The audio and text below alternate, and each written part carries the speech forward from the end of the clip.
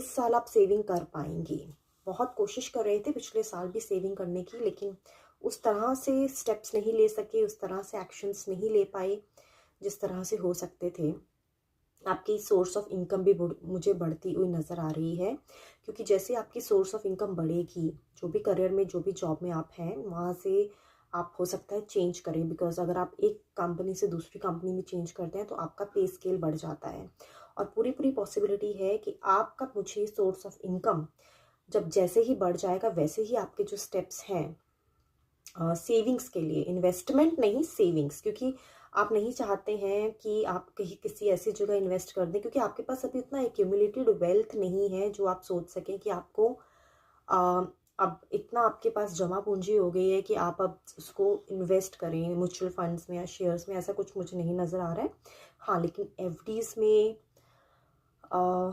अपने saving banks में, या फिर किसी सोर्स ऑफ गोल्ड इन्वेस्टमेंट हो सकती है, या कोई ऐसी ऐसी सेविंग प्लान हो सकता है, एसआईपी हो सकता है, जहाँ पे इंश्योरेंस हो सकती है, जहाँ पे आप मुझे स्टेप्स मुझे 2025 में आप ले पाएंगे नज़र आ रहे हैं। और जो लोगों की आप हेल्प कर रहे थे अभी फाइनेंशियली, वो आपसे थोड़ा सा दूर होते हुए मुझे नज़र आ रहे हैं, बिकॉज अब आप उन्हें टाइम नहीं देंगे 2025 में। आपको समझ आ गई है पैसे की वैल्यू, टाइम की वैल्यू, और पैसा कितना इम्पॉर्टेंट है आपके लिए आने वाले टाइम में। ये चीज़ें आपको क्लियर हो चुकी हैं।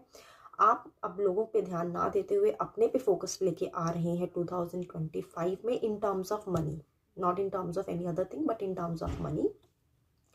अभी तक आपने बहुत हेल्प की है लोगों की, आपने लोगों को पैसा बांटा है बिना किसी रिटर्न एक्सपेक्टेशन की। यानी अगर आपने किसी को पैसा दिया है तो आपने नहीं सोचा है कि वो इंटरेस्ट पे देना चाहे आप, या मॉर्गेज में दे रहे हैं, या किसी को उधार दे रहे हैं, तो आपने ये नहीं सोचा है कि भाई ये जो उधार का पैसा है किसी रेट ऑफ इंटरेस्ट पे दिया जाए।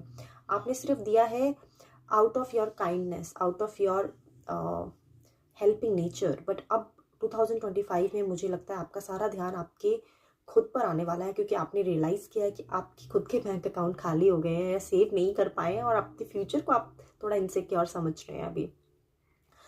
तो खुद सेव कर पाएंगे, ये बहुत बड़ी क्लैरिटी मुझे यहाँ पे नज़र आ रही है। लेकिन जो लोग आपसे उम्मीद लगा के बैठे हैं, जब जिनकी आपने अभी तक मदद की है, वो ये सोचेंगे कि यार अब तक तो आप मदद करते आए, लेकिन अब आपको अचानक से क्या हो गया, आप मदद क्यों नहीं कर रहे हैं।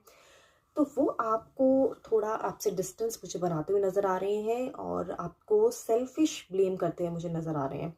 सो आपको इन पे ध्यान नहीं देना है, आपको पूरी पूरी क्लैरिटी के साथ आगे बढ़ना है। क्योंकि देखिए, आपके पास जब होगा तभी तो आप किसी की हेल्प करेंगे ना। आपके पास खुद के पास ही नहीं है तो आप कैसे हेल्प कर पाएंगे। तो ये लेसन, ये लर्निंग आपको आपके फ्रेंड्स को, आपके फैमिली मेम्बर्स को ये आपको देनी पड़ेगी।